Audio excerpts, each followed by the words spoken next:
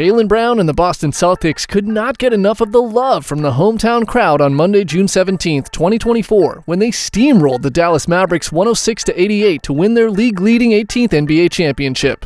But the truth is, there were lots of boos and jeers before all of the claps and cheers. Nothing was easy. The groundwork for banner number 18 was actually laid down nearly 11 years earlier.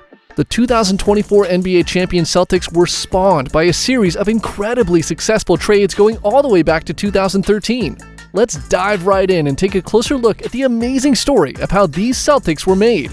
It all started back on Draft Day 2013, June 27th to be exact. 5 seasons removed from their dominant 2008 championship season, the Celtics were coming off a mediocre 41-40 season and a first-round playoff exit. Just 2 days earlier, head coach Doc Rivers, wanting no part of a rebuild, went to Celtics president Danny Ainge and worked out what was essentially a trade. Rivers would become the new head coach of the LA Clippers, with the Clippers sending Boston back a 2015 first-round pick.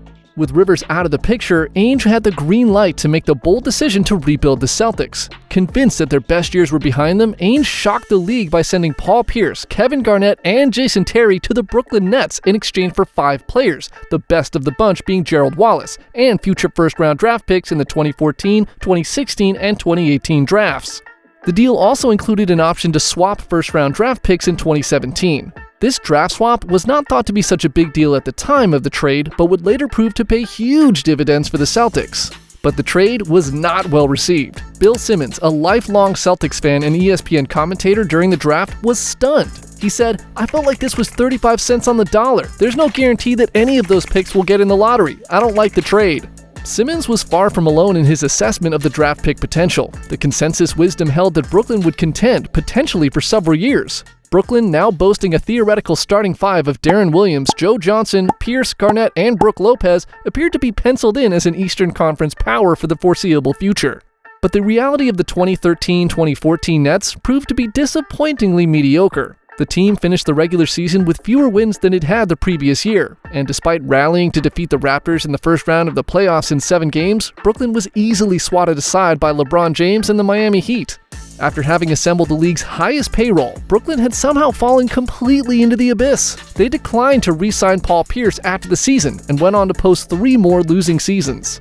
While the Nets were crumbling, their trading partner, the Celtics, were attempting to make the most of the draft capital they'd acquired. In 2014, the Celtics used their first-round draft pick on Kentucky forward James Young. While Young came into the league with high expectations, injuries and ineffective play limited his Celtics career to 90 games over 3 seasons, in which he averaged a meager 2.2 points per game. With Brad Stevens now in place as head coach, the Celtics started the climb back to respectability as they returned to the playoffs in 2015 and 2016, but back-to-back first-round exits meant they needed to add more firepower. And they got exactly that with their 2016 first-round draft pick, Jaylen Brown. As much as Jaylen Brown was celebrated and cheered when he won the NBA Finals MVP award, he was ruthlessly booed and jeered when the Celtics made him the number 3 pick in the 2016 NBA draft. It seems laughable today, but Boston fans were hoping their team would select New England native and Providence guard Chris Dunn, or Oklahoma sharpshooter Buddy Hield. When Brown was announced as the pick, the booing was on. Celtics owner Wyc Grousbeck, who before the draft had promised fireworks, was booed when he addressed the fans about the pick. 14 years as an owner, that's probably the worst reaction I've gotten, Grousbeck said at the time. Danny Ainge said booing is the fans' prerogative, and that passion is part of what he loves about Boston, but he wished it had been aimed his way rather than at the player. "The only thing that I don't like about that is that it's a reflection of Jaylen instead of a reflection of me," said Ainge. "We don't like your choice. That's okay to boo me, but give him a chance. Let's not boo the kid when his name is announced." 4 years later, it's clear that fans who booed the pick had no idea what they were getting. This season, with his infamous $304 million extension, Brown took a huge leap forward, improving his shooting, tightening up his ball handling, and playing with relentlessness on defense. He's everything a Celtic is supposed to be, a cornerstone of the present and future. So, remember how the Nets included the option to swap 2017 first-round draft picks as part of the 2013 monster trade? Well, after the Nets finished with the worst record in the league for the 2016-2017 season, and the Celtics won 53 games and were the top seed in the Eastern Conference, Danny Ainge decided to take the Nets up on their offer to swap picks. And boy, did it pay off. The Celtics swapped the pick and won the draft lottery to earn themselves the number 1 overall selection. Believe it or not, that's not the craziest part. Markelle Fultz was considered the best prospect in the draft, but the Celtics already had a lead guard in Isaiah Thomas. The Lakers had the number 2 pick and were also hell-bent on taking Lonzo Ball as their point guard of the future. Seeing that the Sixers, who had the number 3 pick, also had a need for a lead guard was all it took for Danny Ainge to once again roll the dice. He traded the number 1 pick to Philly for the number 3 pick and a 2019 future first-round pick. And when Fultz and Ball went 1 and 2, Ainge pounced on Jason Tatum, the player he wanted all along. Even at only 19 years old, Tatum was the most NBA-ready prospect in the draft, able to score in a variety of ways, with scouts also in agreement that he had the potential to develop into a plus defender.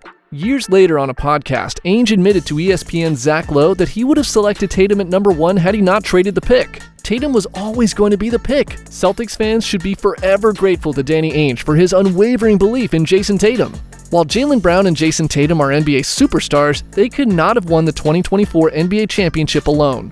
Amazingly, the other 3 members of the Celtics starting lineup were also acquired through savvy and to a certain extent risky trades. Derek White was acquired at the trade deadline in 2022 from the San Antonio Spurs in exchange for Romeo Langford, Josh Richardson, a 2022 first-round draft pick, and a 2028 first-round draft swap.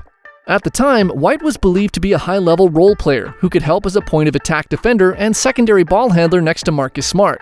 However, since arriving in Beantown, White has become one of the most important members of the Celtics rotation, while Langford and Richardson each lasted about a year and a half in Boston.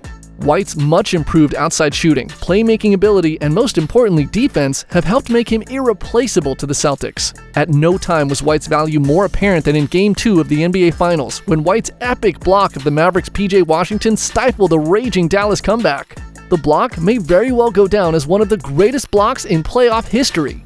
With 51 seconds left, White prevented what looked like a short transition basket by Washington that would have brought Dallas within 3 points, continuing a Mavericks rally from 14 down with 3:32 left in the game.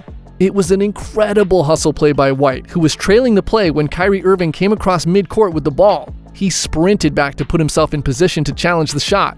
Jrue Holiday caught the carom and went the other way, quickly getting the ball down court to Jaylen Brown, whose driving layup with 30 seconds left put the Celtics up 7, sealing the game. Trading for Kristaps Porzingis on the eve of the 2023 NBA draft brought the Celtics the double-threat rim protector offensive force their frontcourt had been lacking in recent years. While sending Marcus Smart, the Celtics' heart and soul since he entered the league in 2014, to Memphis was a hefty price to pay, the payoff was well worth it. Despite hesitations about Porzingis' injury history and how he would react to being the 3rd scoring option behind Tatum and Brown, KP's presence loomed large in the 57 regular season games he played, as well as in the NBA Finals, where he shined after missing 10 playoff games with a leg injury. The Mavericks had few answers when Porzingis drew their big men out to the perimeter. Last but not least, who could forget what a steal snagging Jrue Holiday from the Trailblazers was after he was shipped away in the Damian Lillard blockbuster trade that was the talk of the league on the eve of the 2023-2024 season. While the Celtics had to part with a pair of draft picks as well as 6th Man of the Year Malcolm Brogdon and sturdy rim protector Robert Williams, the 34-year-old Holiday seamlessly fit into his role with Boston, earning the 6th All-Defensive Team selection of his career along the way. He also signed an extension that will keep him in Boston for at least 3 more seasons. The backcourt duo of Holiday and White will continue to give opposing guards nightmares for years to come.